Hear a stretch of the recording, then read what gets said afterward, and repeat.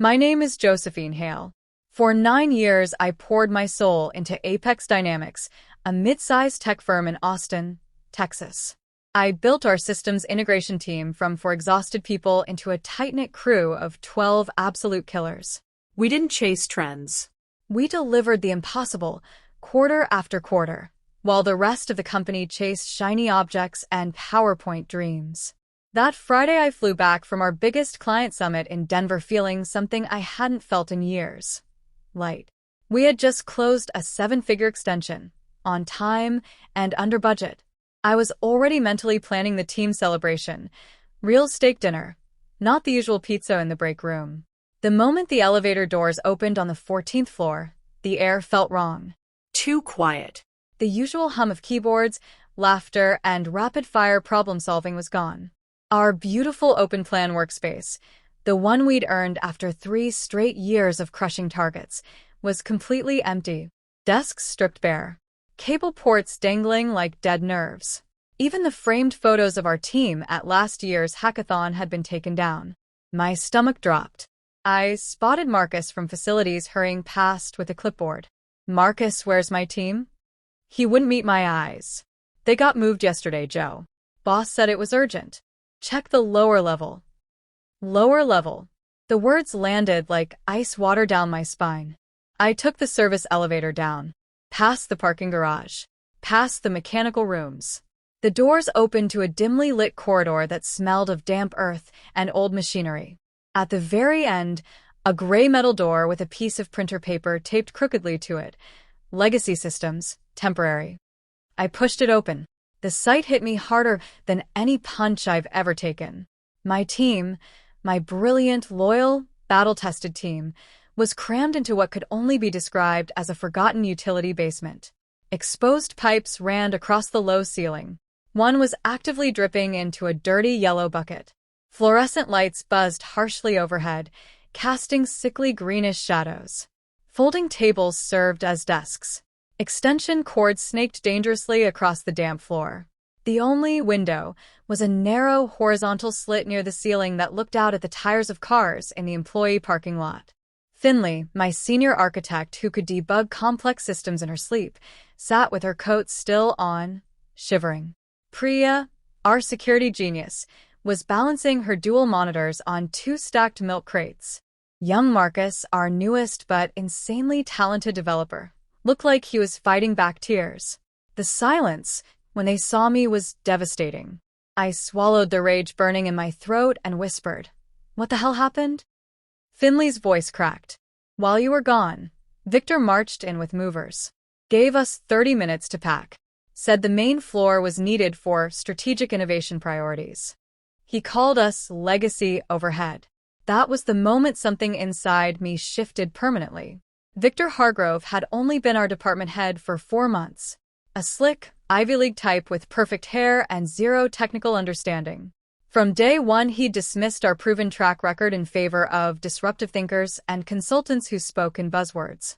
And now I knew who his latest obsession was. I left the basement, rode the elevator back up, and walked straight into what used to be our bright, sunlit workspace.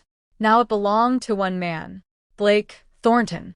He was casually arranging expensive-looking awards on my old desk while Victor stood beside him like a proud father. Victor spotted me and flashed his trademark salesman smile. "Josephine, perfect timing. Meet Blake Thornton, our new principal transformation architect. His methodologies delivered 400% efficiency gains at his last 3 clients. He needs the right environment to work his magic." Blake barely glanced at me. He was too busy centering a framed TEDx speaker plaque. Victor lowered his voice conspiratorially.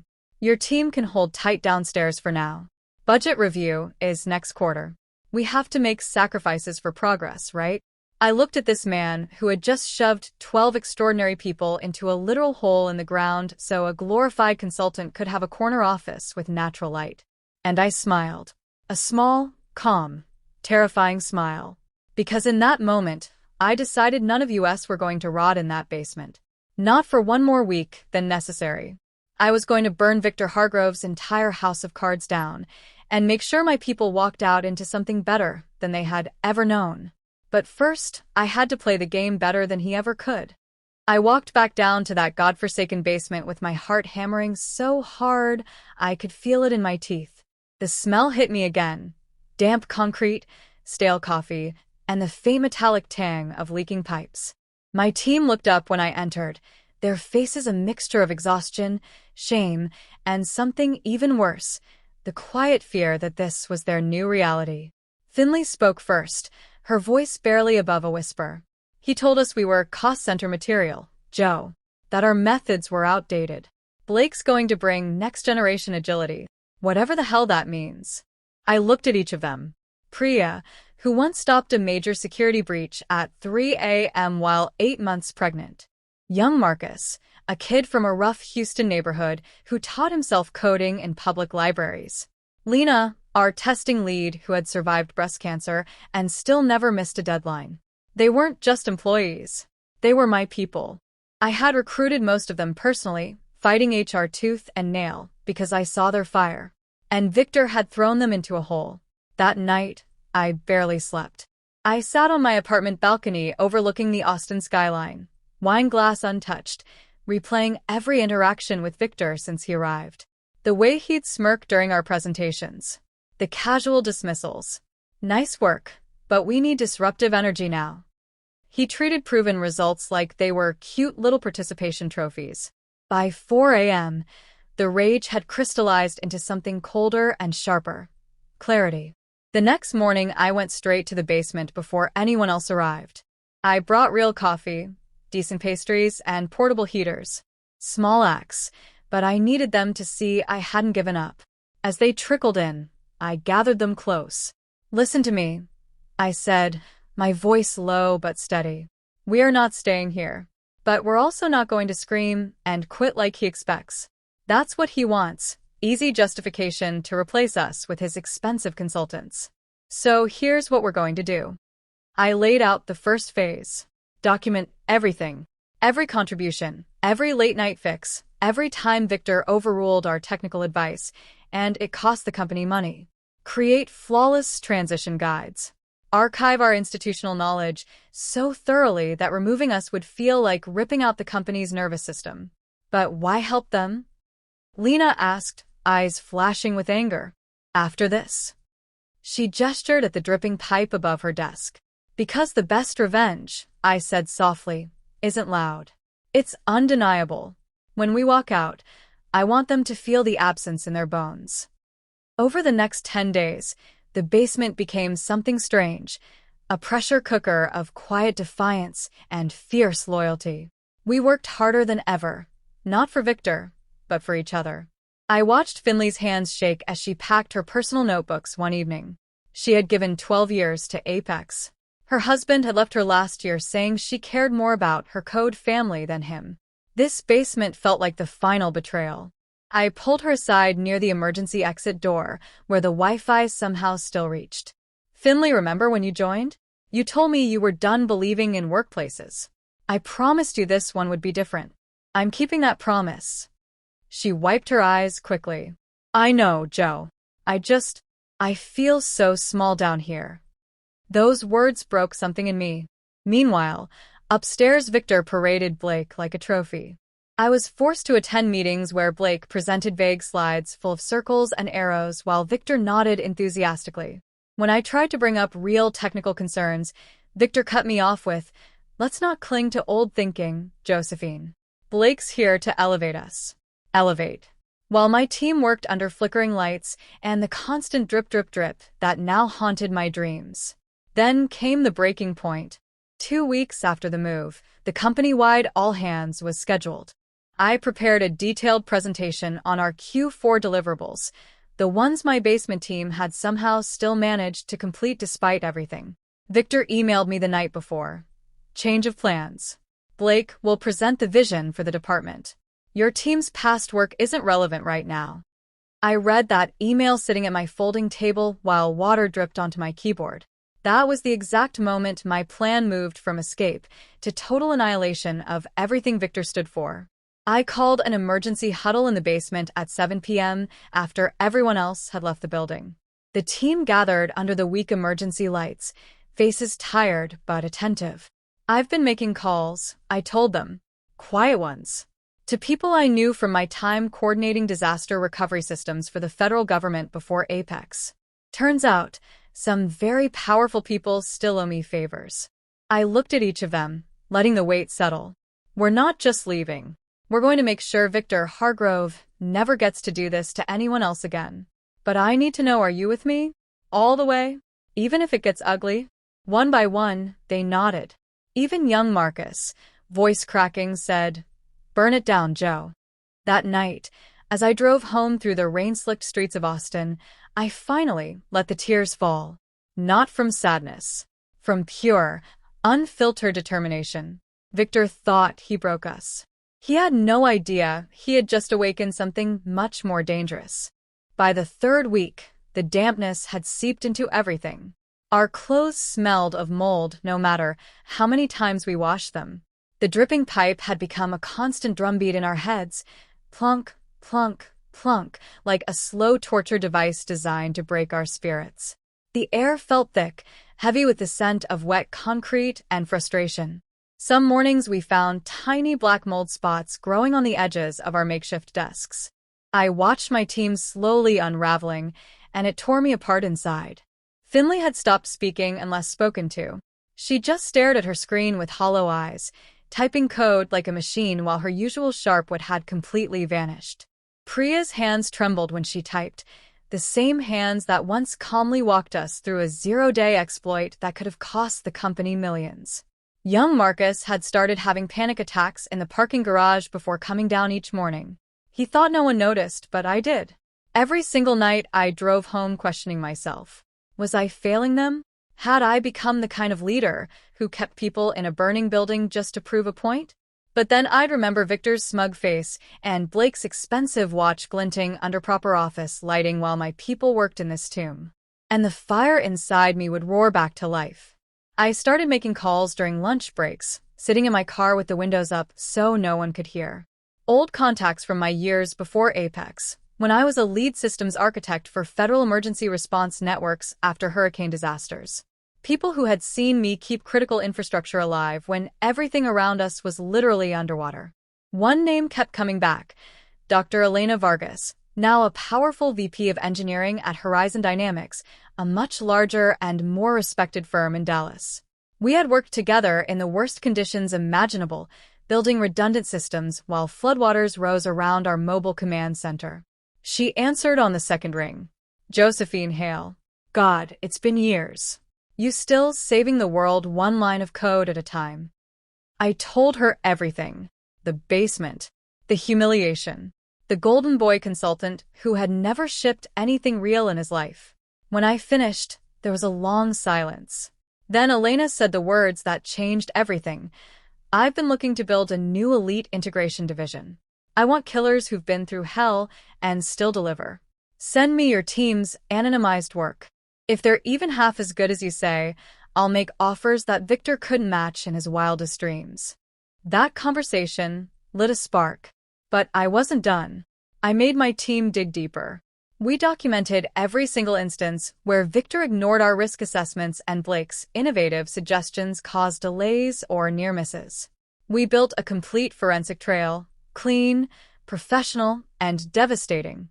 The emotional weight was crushing, though. One night, after everyone else had left, Lena broke down completely. She sat on the cold floor with her back against the wall, tears streaming down her face. "I gave this company my best years, Joe. I fought cancer and still hit every deadline.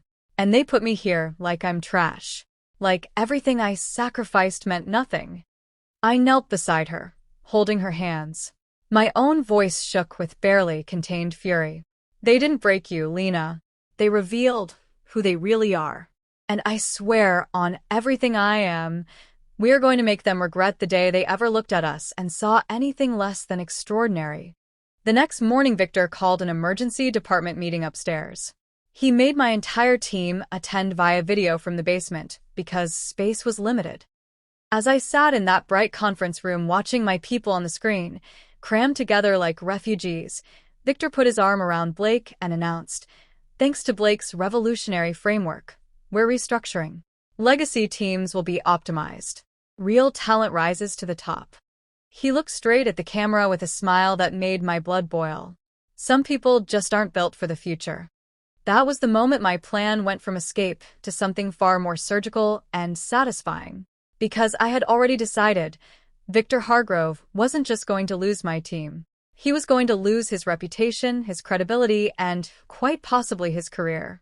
And I was going to enjoy every single second of watching it happen.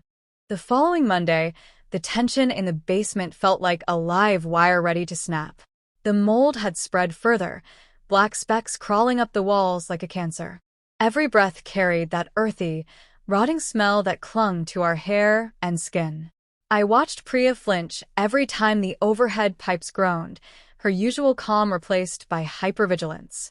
Young Marcus had dark circles under his eyes that no amount of concealer could hide. They were breaking and it was killing me. But I had been working in the shadows. Elena Vargas flew into Austin quietly. We met at a small coffee shop far from the office, the kind with worn leather booths and the rich aroma of fresh espresso cutting through my anxiety. I slid an encrypted drive across the table containing months of our best work, anonymized but undeniably brilliant.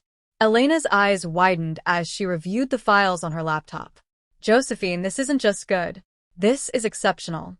Your team didn't just survive that basement. They thrived despite it. She leaned in, her voice intense. I'm prepared to offer every single one of them a position in my new division. 40% salary increase, full benefits starting day one, brand new offices with actual windows, and, most importantly, real respect. But I need them all. This kind of chemistry is rare. My hands trembled around my coffee cup. This was the lifeline I had been praying for. Yet something deeper was stirring inside me. Simple escape no longer felt enough. Victor had humiliated us. He had tried to erase our worth. I wanted him to feel the full weight of what he had done. I need one more week, I told Elena. I want to hit them where it hurts most, in front of the people who matter. Back in the basement, I gathered the team under the buzzing fluorescent lights. The drip from the pipe had become louder, more insistent, like a countdown. I have real offers for all of us, I said quietly. Better pay, better conditions, a leader who actually values what we bring. But before we walk away, we have a chance to speak at the quarterly board strategy session on Thursday. They've asked for department updates. Victor plans to let Blake present his vision while burying us further. Finley's eyes flashed with something I hadn't seen in weeks. Fire. What are you thinking, Joe? I told them the truth. We would prepare a presentation that looked professional on the surface, but would expose the rot underneath. Not angry accusations, cold, undeniable data. Our deliverables versus Blake's expensive experiments. The real cost of Victor's decisions. The human toll hidden behind corporate jargon. Lena wiped tears from her cheeks. They made me feel worthless, Joe. Like my cancer fight, my sleepless nights, my loyalty meant nothing. I want them to see me standing tall when we do this. The next 3 days were a whirlwind of quiet intensity. We worked late into the night in that miserable basement, perfecting every slide, every chart, every carefully worded statement. I watched my team transform. The humiliation that had crushed them was slowly turning into something sharper, righteous anger mixed with unbreakable solidarity. On Wednesday night, Victor cornered me in the hallway upstairs, his cologne thick and overpowering. Josephine, I hope there won't be any unpleasantness at tomorrow's board meeting. Blake's framework is the future. You and your team need to get on board or get left behind.